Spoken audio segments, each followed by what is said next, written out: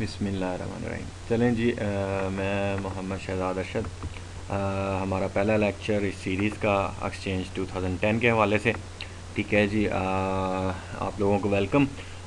थोड़ा सा आपने इजी होके बैठना है, रिलैक्स होके, और कोशिश करें कि जो लेक्चर है वो कंप्लीट सुने। दरमियान में बाज़ स्टूडेंट्स की आदत होती है कि 5 मिनट सुना, 10 मिनट सुना, कोई काम निकल गए, फिर वापस आए, फिर वो पीछे वाली जो चीज़ें होती हैं ना, टेम्पो वो टूट जाता है इंसान का। ठीक है, तो इंशाल्लाह उम्मीद करता हूँ कि ये पूरी सीरीज़ में बड़ी आपके लिए नॉलेजेबल होगी, और आपको एक प्रोफेशनल एक्सचेंज एडमिनिस्ट्रेटर बनाने के लिए मैं अपनी तरफ से पूरी कोशिश करूँगा। आगे आपकी प्रैक्टिस और आपकी कह लो कि इंटरेस्ट पे मुनहसर है। तो चलें जी, इसकी थोड़ी सी हम इंट्रोडक्शन अगर देखें, मैं अगर बैक हिस्ट्री देखूं अपने एक्सचेंज सर्वर की, तो एक्सचेंज माइक्रोसॉफ्ट ने जब शुरू किया, बाज़ का तो फर्स्ट तो मैं पहले आपको बता दूं, बाज़ लड़कों को पता ही नहीं होता कि यार एक्सचेंज है क्या। जब कोई एक्सचेंज का नाम लेता है तो टिपिकल सी एक ख्याल हमारे जहन में आता है कि शायद जो PTCL की एक्सचेंजें हैं या टेलीफोन्स की एक्सचेंज है, उनके बारे में बात कर रहे हैं, या कंपनीज़ में रखी होती हैं बाहर, जनाब ऑपरेटर के पास है एक्सचेंज एक रखी होती है मशीन सी, टेलीफोन्स को इसको उस कमरे में भेज दो, इसको उसको एक्सटेंशन टाइप। नहीं जी, ये एक्सचेंज सर्वर हमारा माइक्रोसॉफ्ट का ईमेल सर्वर है, प्रोडक्ट है, और इसके ज़रिए हमें ईमेल्स को हैंडल करना हम कर सकते हैं। फॉर एग्ज़ाम्पल, जैसे आप हॉटमेल को यूज़ करते हो, आपको पास आप ईमेल अकाउंट बनाते हो, तो ये तो आप घर पे बैठकर एक यूज़र एंड साइड यूज़ करते हो ना। तो लेकिन जो बैक एंड पे काम कर रहा होता है, जो हमारी ईमेल्स को इधर से उधर भेजता है, उधर से इधर भेजता है, हमारी तरफ भेजता है, और हमारे मेल बॉक्सेस की लिमिट्स को सबको कन्फिगर होती हैं जिसके ऊपर, और सिक्योरिटीज़ पॉलिसीज़, कितनी लिमिट की आप मेल भेज सकते हैं, कितनी की नहीं भेज सकते, कितना ईमेल बॉक्स आपके पास स्पेस है उसकी। तो ये सारा हैंडल जो है ना वो माइक्रोसॉफ्ट के एक्सचेंज सर्वर पे होता है, पीछे जो हमारा मेल सर्वर है। ठीक है, उसके बाद अगर हम थोड़ी सी प्रोडक्ट के हवाले से देखें हिस्ट्री, तो पहला जो माइक्रोसॉफ्ट ने शुरू किया एक्सचेंज सर्वर, तो वो हमारा एक्सचेंज सर्वर 4.0 था। उसके बाद नई डेवलप होते गए तो 5.0 आ गया, फिर 5.5 आ गया, जिसको हम 2000 के साथ भी यूज़ करते रहे, NTP सिस्टम के साथ भी यूज़ करते रहे। अगर हम देखें तो हमारा उसके बाद जनाब एडवांस थोड़ा सा 2000 सर्वर आ गया एक्सचेंज, और उसके बाद 2003, इस टाइम पे हम लोग 2000 सर्वर विंडोज सर्वर के ऊपर इसको इंस्टॉल करके यूज़ कर रहे थे। दैन 2003 सर्वर आया, तो उसके साथ 2003 एक्सचेंज भी आ गया। दैन 2008 के साथ हम 7 फिर यूज़ करते हैं। 7 के बाद ये कदर मॉडरेट था, कह लो कि इसमें काफ़ी फ़ीचर्स थे पिछले एक्सचेंज की नस्बत। इसको मज़ीद जो है कह लें कि फ़ाइनल जो वर्जन है, जिस पे अभी हमने अपनी पूरी सीरीज़ का फोकस रखना है, और जिसके हमने प्रैक्टिस करनी है, और पूरी एक ऑर्गेनाइजेशन का सेटअप बनाना है। ठीक है, वो है हमारा एक्सचेंज 2010। हम इसको देखेंगे। ये एक पावरफुल आपका कह लें कि मेल प्लेटफॉर्म है। आपको ईमेल्स के इसके ऊपर कह लो कि पूरी कॉन्फ़िगरेशन वगैरह आप कर सकते हैं। ठीक है, अगर मैं नेक्स्ट जाऊँ अपनी, तो बाज़ चीज़ें होती हैं कि अक्सर इंसान जब भी कोई काम शुरू करता है तो उसको पहले उसके प्लानिंग करनी होती है, और उसके बारे में थोड़ी बहुत उसे इन्फॉर्मेशन होती है। जनाब अगर आपने कहीं जाना है, फॉर एग्ज़ाम्पल आप स्केटिंग पे जा रहे हैं, ठीक है, स्केटिंग पे जाने के लिए आपको पता होना चाहिए कि यार मैं स्केटिंग कहाँ पे करूँगा। ज़ाहिर है मुझे पहाड़ों पे जाना पड़ेगा, पहाड़ों वो वाले पहाड़ होंगे जनाब, जंगल वाले नहीं, वहाँ तो हड्डियाँ टूट जाएंगी, स्केटिंग उस पर तो नहीं होगी। ज़ाहिर है उस पहाड़ के ऊपर बर्फ़ होनी चाहिए, ठीक है, और बर्फ़ के ऊपर ही स्केटिंग होगी। और मुझे अपनी क्या क्या चीज़ें हैं जो मैं कह लो कि टूल्स हैं जिन्हें मैं इस्तेमाल करूँ, तो मेरा जो है ना वो ये सारा सफ़र बहुत इजी रहेगा, और मैं अपना मज़ा ले सकूँगा। ठीक है जी, और ये टूल्स हैं सारे हमारे। अगर हम बेसिकली एक नॉर्मल किसी काम को या किसी फ़न को या किसी एक्टिविटी को देखें, अगर हम ईमेल के एक्सचेंज सर्वर के पॉइंट ऑफ व्यू से देखें, तो कुछ बेसिक नॉलेज आपको होना लाजमी है। थोड़ा बहुत उसकी बैकग्राउंड और उसके बारे में बेसिक जो चीज़ें हैं वो पता होना चाहिए। पहली तो अंडरस्टैंड है कि यार एक्सचेंज सर्वर जो है वो अलहदा कोई अपना ऑपरेटिंग सिस्टम नहीं है। आपने एक्सचेंज सर्वर को अगर करना है तो आपको किसी ऑपरेटिंग सिस्टम का पता होना चाहिए। विंडोज़ का जो ऑपरेटिंग सिस्टम है जिसके ऊपर हमने एक्सचेंज सर्वर को, सॉफ्टवेयर को इंस्टॉल करना है, प्रोडक्ट को इंस्टॉल करना है, तो ज़ाहिर सी बात है आपको ये 2000 कह लो कि 8 या 2003 सर्वर जो है माइक्रोसॉफ्ट का ऑपरेटिंग सिस्टम, उसके बारे में थोड़ा बहुत पता। ठीक है, basic knowledge of messaging topics and technologies. थोड़ा बहुत ये भी आइडिया हो कि यार ईमेल्स क्या होती हैं, कैसे हम ईमेल्स को भेजते हैं या कॉन्फ़िगर करते हैं। बात तो स्टूडेंट्स को पता होता है कि यार आउटलुक में कैसे इनबॉक्स इनकमिंग मेल सर्वर या आउट गोइंग मेल सर्वर वगैरह या SMTP क्या होता है। तो ये चीज़ें इंशाल्लाह आइंदा हम अगले लेक्चर्स में पढ़ेंगे जैसे जैसे हमारी ये सीरीज़ एडवांस होती जाएगी। ठीक है, तो आपको सारी टर्म्स और जो वर्ड्स हैं उससे आप फेमिलियर हो जाएंगे। लेकिन फिर भी थोड़ा बहुत आइडिया होना चाहिए। जैसे मैंने आपको बताया कि हमारा मेल सर्वर जो है वो एक एक्सचेंज सर्वर जो है वो हमारा मेल प्लेटफॉर्म है, ईमेल्स हमें बनाने या कॉन्फ़िगर करने में प्रोवाइड करता है। ठीक है, उसके बाद बेसिक नॉलेज आपको नेटवर्किंग का हो, स्टोरेज का हो जनाब, कि स्टोरेज क्या होती है, कहाँ पे रखना है हमने। जैसे आजकल जो पॉपुलर स्टोरेज हैं आपकी नेटवर्क अटैच स्टोरेज है जिसे हम NAS कहते हैं, सैन है, स्टोरेज एरिया नेटवर्क्स। इनके बारे में आप मज़ीद कह लो कि गूगल से सर्च करके वहाँ से काफ़ी चीज़ें आप पढ़ सकते हैं। ठीक है ना, कोई भी मैसेंजर यूज़ करें और आप उसके ऊपर जाके अपना कर सकते हैं। ठीक है, अगर नेक्स्ट हम देखें अपना जो किसी भी इसका, ठीक है जी, और हमारा नेटवर्किंग का आपको अगर मैं बैक पे आ जाऊँ, पॉइंटर ले लेते हैं। ठीक है जी, आपका नेटवर्क्स के बारे में थोड़ा बहुत आइडिया होना लाजमी है।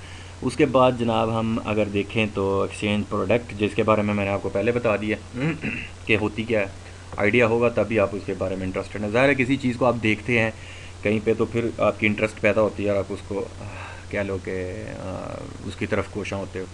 ठीक है, डिज़ायर टू लर्न, ऑब्वियसली आपने रेडी होना है अपनी स्टडी के लिए। तो ये चंद चीज़ें हैं कि आपको इनका बेसिक होना लाजमी है और इंटरेस्ट होगी आपके पास, इंटरेस्ट कह लें कि सीखने की और पढ़ने की, तो देन इजी चीज़ें हैं आपके लिए। ठीक है, अगर नेक्स्ट में जाएं तो व्हाट यू टेल अस। अच्छा जी, अब कंपनी हमारी जो है वो देखें तो उसमें कुछ चीज़ें होती हैं कि कंपनीज़ को जो जो चीज़ें फ़ीचर्स चाहिए होते हैं और उन फीचर्स को अगर मद्देनज़र रखें तो हमारा 2010 सर्वर इन सब पर पूरा उतरता है। कम्युनिकेशन ओवरलोड है जनाब, आपकी ईमेल हैं या डिवाइसेस हैं या आपकी मैं कह लो कि मोबाइल्स हैं, इनके ज़रिए जो ईमेल्स कम्युनिकेशन है उसका जो ओवरलोड है, ठीक है ना, उसको हैंडल करना है। Globally distributed customers and partners हैं आपके एक से ज़्यादा दूसरी साइट्स पर। ठीक है, वो है हाई कॉस्ट ऑफ कम्युनिकेशन, आपकी बहुत ज़्यादा कॉस्ट आ रही है कम्युनिकेशन पे। इंक्रीजिंग सिक्योरिटी एंड कंप्लाइंस, आपने अपनी सिक्योरिटी को इन्हांस करना है और उसको सिक्योर बनाना है मोस्ट।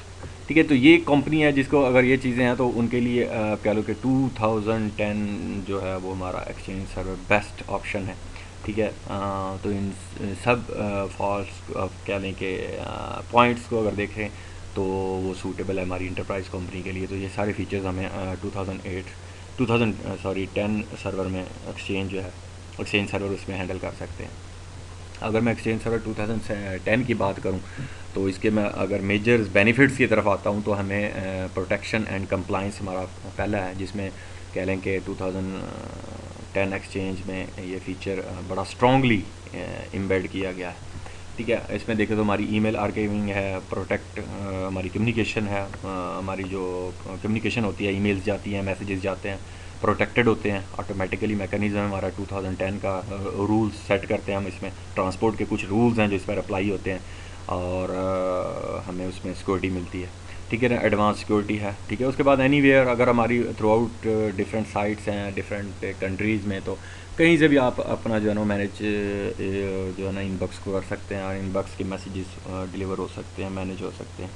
इनहेंस वॉइस मेल है, कोलैबोरेटिंग इफेक्टिवली है।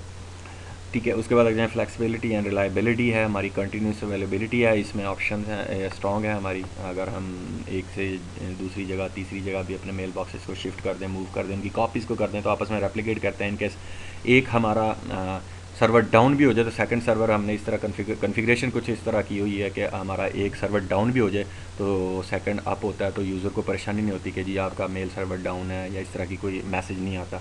ठीक है ना, तो कंटिन्यूसली उसे अवेलेबिलिटी मिलती है, किसी भी टाइम पर वो डिस्कनेक्ट नहीं होता। सिंप्लीफाई है एडमिनिस्ट्रेशन है, सिंप्लीफाई एडमिनिस्ट्रेशन है, जैसे कि इजीली एडमिनिस्ट्रेशन है इसकी 2010 सर्वर की। ओनली कॉन्सेप्ट्स को और थोड़ा सा कूल माइंड हो के आप अगर करें और प्रैक्टिस करें तो टूल्स जो हैं वो बहुत ईजी हैं इसके हैंडल करने। ठीक है जी, डिप्लॉयमेंट फ्लेक्सिबिलिटी, ईजिली डिप्लॉय कर सकते हैं आप किसी भी सिनेरियो में। नेक्स्ट में चले जाएँ तो हमारी ईमेल आर्काइविंग है, आप देखें तो ये अगर जो स्क्रीनशॉट्स की तरह अगर मैं ध्यान दूँ तो ये मेरे कह लो कि आउटलुक एक्सप्रेस आपको जहन में आ रही होगी, जो आउटलुक एक्सप्रेस है हमारे ऑफिस की, MS ऑफिस आउटलुक एक्सप्रेस, तो उसके ये कुछ फीचर्स हैं 2007 कह लो कि ऑफिस के आउटलुक के। और देन आपको यही बाद आउटलुक 2003 में भी मिलती है, 2000 में भी मिलती है आपके जो ऑफिस के प्रोडक्ट है उसके अंदर होती है। जैसे हम वर्ड एक्सेल वगैरह इंस्टॉल करते हैं तो साथ में आउटलुक एक्सेस भी बाद लोग एक्सप्रेस भी इंस्टॉल करते हैं, बाद में नहीं ज़रूरत होती है। उमूमन हमारी विंडोज़ का भी हमें कह लो कि एक होती है एक्सप्रेस कह लो कि आउटलुक हमारी बाय डिफ़ॉल्ट, ठीक है। तो ज़्यादातर लोग जो प्रोफेशनल्स हैं कंपनीज़ की यूज़र्स हैं, वो कंपनीज़ ज़्यादातर यही यूज़ करवाती हैं अपने यूज़र्स को कि आउटलुक एक्सप्रेस जो है ऑफिस की उसे यूज़ किया जाए अपने एक्सचेंज के साथ या अपने ISP से कोई ईमेल लिया हुआ, ठीक है। तो इसमें काफ़ी चीज़ें हैं जो आप कह लो कि better manage mail in an integrated archive while maintaining familiar user experience, ठीक है जी। इसको इसमें आपको जो है ना वो ईमेल्स को मैनेज करना इस एक्सचेंज सर्वर के जो है ना वो क्लाइंट्स का, उसको ज़्यादा इजी और ज़्यादा ऑप्शंस हैं इसके अंदर। आपको ड्रैग एंड ड्रॉप का ऑप्शन है, आप उठा के किसी भी चीज़ को, फॉर एग्जांपल कोई मैसेज है या कोई मैसेज मैं इसको उठा के किसी भी जगह पे ड्रॉप करूँगा, उठा के ड्रैग एंड ड्रॉप करूँगा तो इजीली वो चला जाएगा, ठीक है। अप्लाई या रोटेंशन पॉलिसीज़ हैं इसके अंदर, आप रोटेंशन पॉलिसीज़ को अप्लाई कर सकते हैं कि मूव टू आर्काइव 30 डेज़ करनी है, 90 डेज़ करनी है, 180 डेज़ करनी है, ठीक है ना। ये आपने पूरे थ्रू आउट द ईयर करनी है। तो ये आगे हमारे जब क्लाइंट्स की तरफ हम वीडियोज़ हैं दरम्यान में वो पढ़ेंगे तो आउटलुक का भी डिटेल हमारी वीडियो है, उसके अंदर हम लेक्चर्स हैं तो आउटलुक को कॉन्फ़िगर करना ये सारी उस वक्त आएंगे जब हम अपना मेल का सर्वर को खड़ा कर चुके हैं, ठीक है। और हमारा जो मेल सर्वर है वो इजी कह लें कि रेडी होगा अपनी सर्विसेज देने के लिए, तो तब हम क्लाइंट्स की कॉन्फ़िगरेशंस करेंगे ना, तो उसमें हमारा आउटलुक को हम डिटेल पढ़ेंगे और हमारा पूरा फोकस पूरा लेक्चर होगा आउटलुक को कॉन्फ़िगर करने पे, उसकी ईमेल्स पे, उसके फ़ोल्डर्स पे, ठीक है ना। आप फिर उसके बाद आप अचीव फ़ोल्डर्स को सेट ऑटोमेटिकली कर सकते हैं, ठीक है। और अगर ऑप्शन देखो तो हमारा यहाँ पे रोटेशन पॉलिसी है जो हमारी ये वाली मैंने आपको बताई, और देन आप इसको ऑटोमेटिकली भी कॉन्फ़िगर कर सकते हैं। काफ़ी ऑप्शंस हैं जो 2007 में नहीं मिलते थे, हमें 2000 कह लो कि 10 में मिले हैं, ठीक है। अगर मैं इसका ऑटोमेटिकली प्रोटेक्शन मैसेजिंग देखें हम अपने इस 2010 सर्वर में, तो प्रोटेक्ट कम्युनिकेशन हमें मिलती है। एक मैसेज जब दूसरे यूज़र की तरफ जाता है तो दरमियान में जितने मैकेनिज़्म हैं वो या रूल्स अप्लाई होते हैं मैनेजमेंट के, हम उनको इजीली इस पर हैंडल कर सकते हैं। और ये बड़ा ज़बरदस्त फीचर है 2010 में कि ऑटोमेटिकली प्रोटेक्ट हो जाती है हमारा मैसेज। जैसे कोई यूज़र है, ये हमारा एक यूज़र है, फॉर एग्जांपल ये यूज़र है, ठीक है, वो कंप्यूटर से ईमेल भेजता है या अपने मोबाइल से किसी को ईमेल टाइप करता है, या ब्राउज़र को खोलते हुए लोकली है या इंटरनेट पे है या आपका मोबाइल को यूज़ करता है, जैसे वो एक ईमेल लिखता है, ठीक है। तो ईमेल का पैकेट जैसे ही पास होता है आगे जाता है तो इसके ऊपर हमारा एक ट्रांसपोर्ट सर्वर है, उसका रोल अप्लाई होता है, ठीक है ना। तो वो हमारा ट्रांसपोर्ट सर्वर क्या करता है, जैसे ही इसके पास मैसेज आता है तो वो ऑटोमेटिकली कंटेंट बेस्ड प्रोटेक्शन है, इसके ऊपर ऑटोमेटिकली कुछ रूल्स अप्लाई हो जाते हैं, ठीक है। फॉर एग्जांपल पहला G transport rule action to apply RMS template to email and voice email, ठीक है ना। ऑटोमेटिकली ट्रांसपोर्ट रूल का जो है ना वो एक्शन होता है और अप्लाई होता है इसके ऊपर RMS पर हमारा जो है, और ईमेल और वॉइस पर, तीनों चीज़ों पर जो भी हमने डिवाइस से भेजी है या इंटरनेट पर भेजी है, लोकली भेजी है, जो भी मैसेज आएगा तो ये उस पर अप्लाई करता है। Second, support for scanning for attachments and searching of protected mails, ठीक है ना। स्कैनिंग ऑटोमेटिकली स्कैनिंग भी हो जाती है कि जो जो चीज़ें आपने अपने ईमेल्स मैसेज में अटैच की हैं उनमें कोई वायरस तो नहीं है या ऐसी, तो सारा कुछ आपको ऑटोमेटिकली इसके ऊपर मिलता है। इंटरनेट कॉन्फिडेंशियलिटी है, आपको पता है इंटरनेट पे काफ़ी हैकर्स मौजूद होते हैं, तो ये ना हो कि रास्ते में कोई जो है ना वो हैकर्स आपकी ईमेल्स को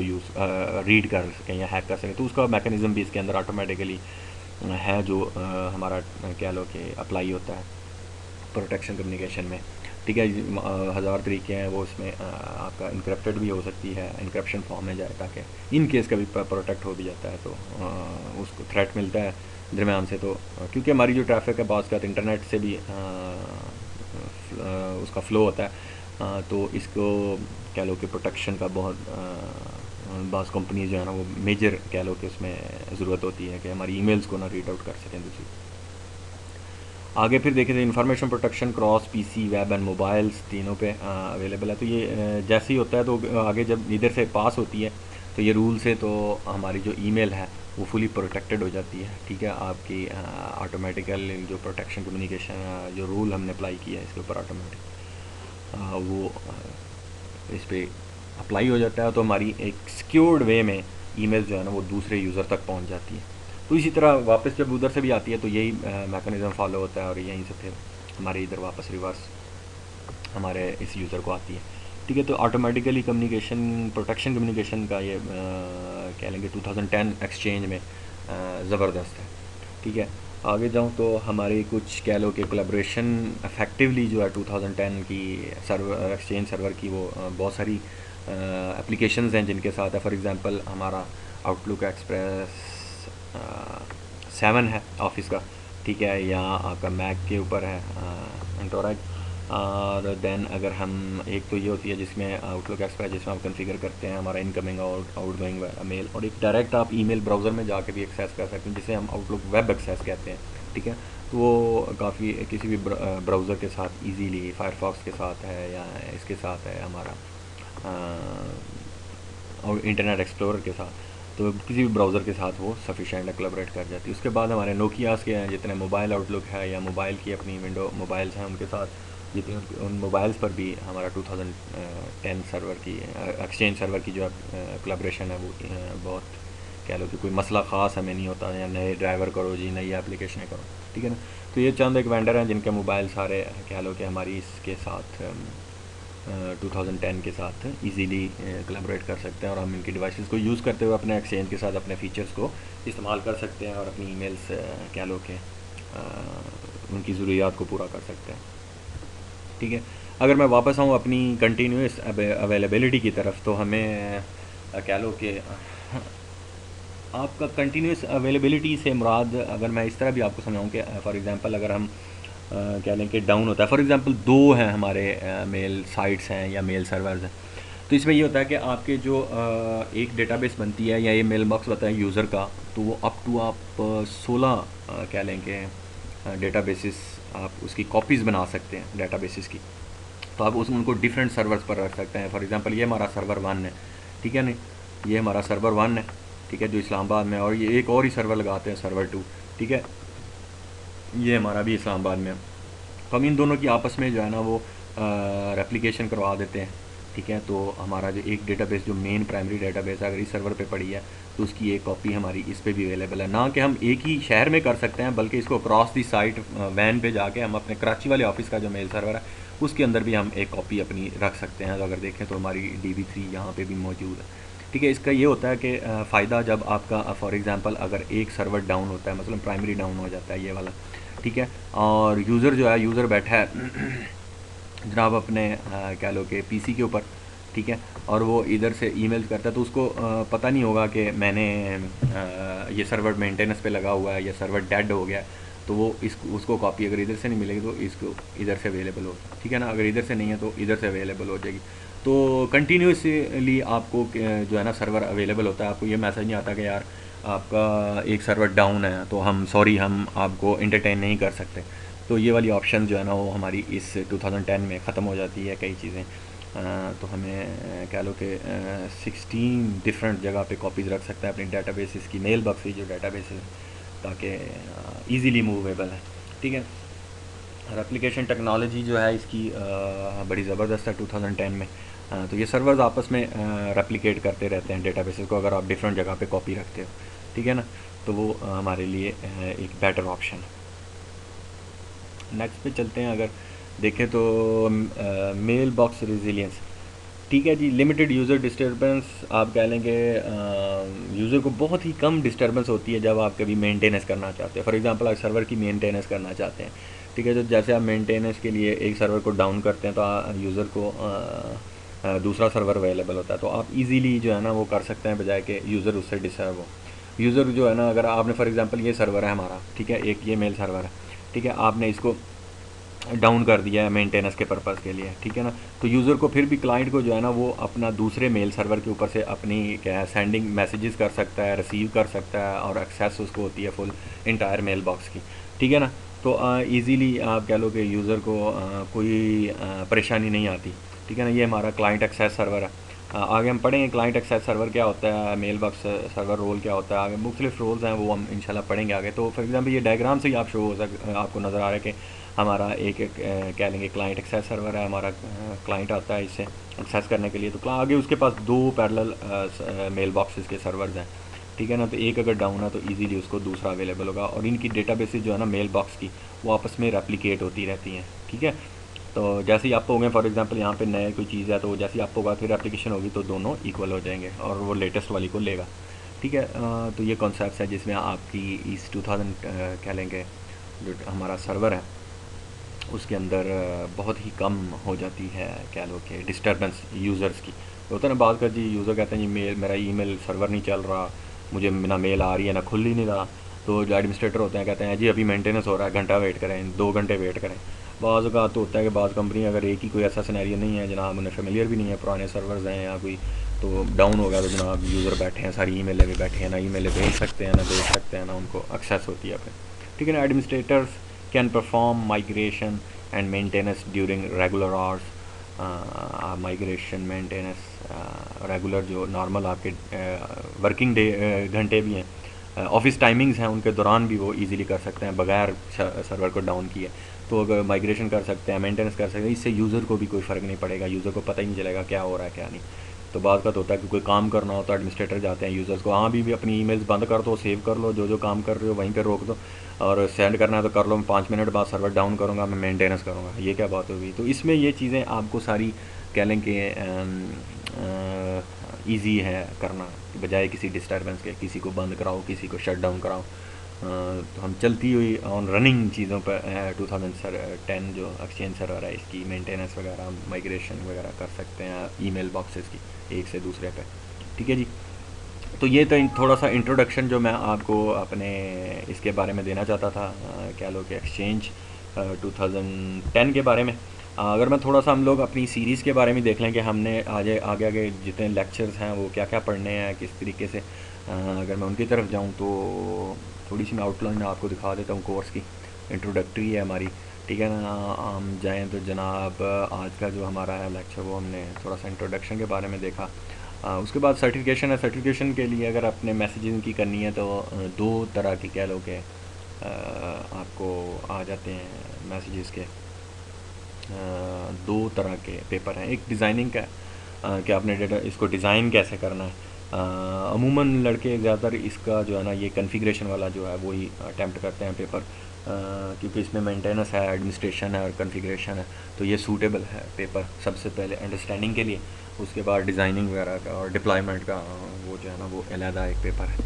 इसमें हम देखते हैं कि जनाब हमारा हमने फिर एक तो आज का देखा, उसके बाद हमने अंडरस्टैंडिंग एक्सचेंज रोल्स क्या हैं और कंपोनेंट्स क्या हैं, डिफरेंट रोल्स हैं। फॉर एग्जांपल हमारा एक रोल है मेल बॉक्स सर्वर रोल है, क्लाइंट एक्सेस सर्वर रोल है, ट्रांसपोर्ट रोल हमारा जो है ना वो हब ट्रांसपोर्ट रोल है, एज ट्रांसपोर्ट रोल है, ठीक है ना। इन रोल्स को हम हमारी पूरी एक सेकंड लेक्चर होगा इसके ऊपर, हम इनको अंडरस्टैंड करेंगे, इनका काम क्या होता है और हम इनको कहाँ कहाँ पे रख सकते हैं, आया कि हम एक ही सर्वर पे डाल सकते हैं, आया कि हम डिफरेंट सर्वर पर डालें।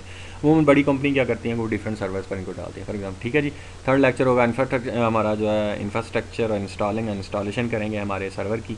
फिर हम देखेंगे हमारे मेल बॉक्स रोल के जो सर्वर रोल्स हैं उसमें डेटाबेसेस हैं, मेल बॉक्सेस हैं, हमारे पब्लिक फोल्डर्स हैं, ठीक है। उसके बाद हमारे आ जाते हैं क्या लोग के रिसोर्स मेल बॉक्सेस हैं, ग्रुप्स हैं, कॉन्टैक्ट्स हैं, आउटलुक वेब एक्सेस है, आउटलुक एक्सप्रेस को देखेंगे कैसे कंट्रोल करते हैं, उनकी चीज़ें हैं हमारी। और देन पॉप और आई मैप को देखेंगे, सेंक को देखेंगे और आउटलुक एनीवेयर को देखेंगे, जहाँ से हमने कहीं भी से भी आउटलुक को कनेक्ट कर सकते हैं अपनी एक्सचेंज के साथ। और फिर एक्सेप्टेड डोमेन्स हैं, हमारे रिमोवेड डोमेन्स हैं, काफ़ी हैं। और फिर हमारी एड्रेस पॉलिसीज़ हैं, उन पे एक पूरा लेक्चर होगा। इंस्टॉलेशन कॉन्फ़िगरेशन है एज रोल ट्रांसपोर्ट रोल की, उसको देखेंगे, ठीक है ना। फिल्ट्रेशन है, एंटी स्पैम्स हैं, इनको हम देखेंगे, ठीक है, कैसे उसमें कॉन्फ़िगर कर सकते हैं। अंडरस्टैंडिंग इम्प्लीमेंटेशन है, फेडरेटेड शेयरिंग है, हम उसको देख सकते हैं। Role based access control in exchange administration है, वो भी हमारा लेक्चर होगा। फिर जो इंपॉर्टेंट है हमारा बैकअप और डेटा रिकवरी का, डिज़ास्टर रिकवरी, हाई अवेलेबिलिटी, जैसे हमारी क्लस्टरिंग है या पैरेलल पे कोई और एक से ज़्यादा सर्वर लगाने हैं तो हमारी चीज़ें इसमें आ जाएंगी, हम देखेंगे। फिर पब्लिक फोल्डर है, नॉन मेल बॉक्स सर्वर्स हैं। फिर मॉनिटरिंग आ जाएगी हमारी एक्सचेंज की, उसको देखेंगे। और फिर उसके बाद आउटसाइड हमारी अगर वर्ड है इंटरनेट पे अगर भेजना है तो उसकी security certificates, name, resolution, auto discovery वगैरह का लेक्चर है हमारा होगा 18 लेक्चर हमारा होगा माइग्रेटिंग टू फ्रॉम माइग्रेशन करेंगे हम। अगर 2007 है या 2003 हमारा एक्सचेंज सर्वर है उसके ऊपर हमने उसको कैसे माइग्रेट करना है हमारे 2010 पर, ठीक है ना, एक्सचेंज पे, तो हम उसको देखेंगे। मैनेजिंग है एंड में पावर शेल के साथ हमारी विंडोज़ पावर शेल के साथ 2000 की, हम इनको देखें, ठीक है जी। तो ये हमारे 20 लेक्चर हैं, इसमें डिटेल है ईच एंड एवरीथिंग। तो ये अगर 20 लेक्चर आपने कर लिए तो ये आप कह लो कि आप मास्टर हो गए एक्सचेंज के। फिर मैं कहूँगा कि जितनी प्रैक्टिस करेंगे वो ज़्यादा बेहतर है आपके लिए, ठीक है जी। ये हमारा पहला था। इंशाल्लाह कल से हमारा प्रैक्टिकल जो है हम रेडी हैं, हमारे टूल्स वगैरह आप कल से इंशाल्लाह देखेंगे, कंपोनेंट्स को थोड़ा सा, रोल्स को, और देन फिर हमारी इंस्टॉलेशन की आ जाएगी। तो इंस्टॉलेशन से पहले मैं आपको प्रॉपर दिखाता जाऊंगा कि हमारी लैब्स क्या हैं या हमने किस तरीके से लैब्स इसमें हम लोग, मैं बता दूं कि हम लोग MCITP के टॉपिक्स को कवर नहीं करेंगे क्योंकि वो एक अलग चीज़ है। आपको एक्टिव डायरेक्टरी का पता होना चाहिए, ठीक है, और एक्टिव डायरेक्टरी के साथ DNS का भी पता होना चाहिए और क्या क्या होता है, उनकी क्या ज़रूरत है हमारे एक्सचेंज के साथ, तो वो चीज़ें हम इसमें डिस्कस करेंगे। और इन केस आपको एक्टिव डायरेक्टरी का नहीं पता तो आप MCITP का फुल कोर्स पहले पढ़ें। मेरा भी DVDs में फुल कोर्स अवेलेबल है, लेना चाहें तो वो भी आप ईमेल के ज़रिए मुझे रब्ता करके ले सकते हैं। तो उसको अंडरस्टैंड MCSC पहले करें, MCITP या MCSC पहले करें तो देन आप एक्सचेंज सर्वर, आइजा सर्वर और देन या TMG सर्वर है या आपका SQL सर्वर है, इनको बाद में सेकंड ट्रैक होता है, ठीक है। तो फर्स्ट उनकी अंडरस्टैंडिंग हो जाएगी, आपका बेस बन जाएगी, आपका नॉलेज बढ़ जाएगा, तो देन आप कर सकते हैं, ठीक है जी। तो इंशाल्लाह आज की हम लेक्चर यहीं पे ख़त्म करते हैं। अपना ख्याल रखें, अपने अज़ीज़ व अकारम का मुझे दुआ में याद रखें और अल्लाह हाफ़िज़।